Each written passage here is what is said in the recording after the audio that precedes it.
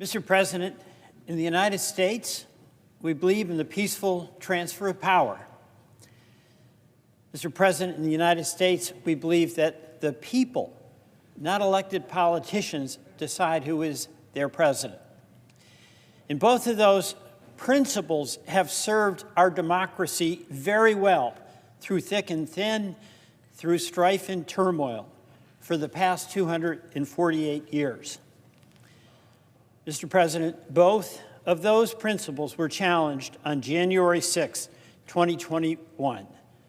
A mob that was incited by then President Trump attacked the Capitol for the explicit purpose of using violence to overturn the peaceful transfer of power. They were trying to intimidate elected politicians to substitute their judgment, their preferred candidate for president, instead of acknowledging the will of the people that they represented. But our democracy endured. That is the very good news. And in testament to that, we just witnessed a renewal of America's commitment to the peaceful transfer of power with the inauguration of Donald Trump as our 47th president. However, Mr. President, I speak today, sadly, about one of the first actions of President Trump. And that, of course, is pardoning 1,600 people and commuting sentences of 14 very dangerous criminals who were involved in that violent attack on January 6th. Mr. President, speaking for myself, I condemn that action by President Trump. Mr. President, I was there that day. Many of us were. I was in the gallery of the House of Representatives. It's a day I won't forget, but America will never forget. It's had a deep impact on our country, the citizens, the folks who work here, and that honorable tradition of the peaceful transfer of power. You know, I was very amazed and proud to see officers, men and women, who withstood this assault. More than 150 officers from the U.S. Capitol Police and the D.C. Metropolitan Police Department were injured that day. 5 officers died in the aftermath.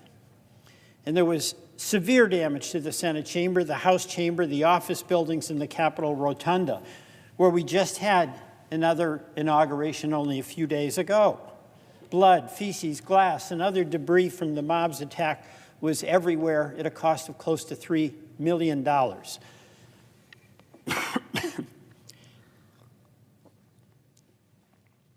So, Mr. President, how is it that one of the first acts of our president, who wants to be a unifier, was to pardon those people who acted with such violence, such anger, and such contempt? President Trump has tried to erase this attack and rewrite the history of what happened on January 6th, calling the insurrectionists, including those who fought with the police, patriots and hostages. They were neither. Mr. President, I ask, should the President of the United States pardon a person who was sentenced to 7 months in federal prison for stealing a police riot shield from an officer and then using it to assault officers? Should a person who's affiliated with a neo-Nazi group and who was serving a sentence for breaking the law in Charlottesville in 2017 and who quoted Hitler before assaulting law enforcement in the U.S. Capitol, should that person be pardoned? I say no. Mr. President, should a president pardon a person who led an organization who orchestrated this riot after being convicted by a jury of impartial citizens and being convicted of seditious conspiracy? Mr. President, I say no. Should a president pardon a person who was sentenced to more than 6 years for beating the police with a metal whip, assaulting them with bear spray, something that can cause lasting eye damage? Should that person be pardoned? I say no. Mr. President, should a person who at his own trial said he didn't think he was subject to the laws governing the United States and who before storming the Capitol bragged that what the British did to D.C. will be nothing compared to what he does. Should that person be pardoned? I say no. Mr. President, should a person who said many of us should be hanged, should that person be pardoned? I say no. Mr. President, I am very proud of the men and women of our law enforcement community, the U.S. Capitol Police and the D.C. Metropolitan Police Department, who stood their positions and defended the Capitol and defended the peaceful transfer of power. And I have in mind someone who was standing over me in the Capitol when I was in the gallery, and the mob was trying to break down the doors, breaking the glass of the House chamber. And this officer was a young man who commuted to work from about an hour away. He had 2 young children. He had his gun out, and I looked in his face and I could see the last thing in the world he wanted to do was have to use that weapon. But I saw that he was going to do his job in whatever was required to protect the people who were in that gallery.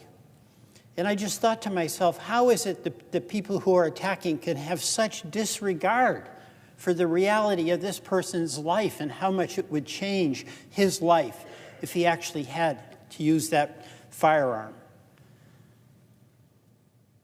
And I'm proud, too, of Officer Brian Sicknick, who lost his life, Officer Howard Liebengood, Officer Jeffrey Smith, Officer Gunther Hishida, Officer Kyle DeFragtag, all of whom died in the aftermath of January 6th. These presidential pardons are disrespectful. They're also dangerous. They're disrespectful to the men and women who served, who suffered the violence, and are living with the consequences. And they're dangerous to the men and women of law enforcement who serve us every day. The pardons validate the violence of the mob and dishonor the service of those who protect us. Mr. President, these unconscionable and appalling actions of January 6th should be repudiated by every member of Congress. And whatever differences we have, it is vital that those differences be resolved at the ballot box and that the will of the people always be respected. No citizen, however passionate they may be about their political beliefs, no matter how disappointed they may be at the outcome of an election, is justified in attacking the men and women of the Capitol Police. Their actions should be condemned by each of us and by our president. Those actions should not be condoned with pardons. Mr. President, I yield back.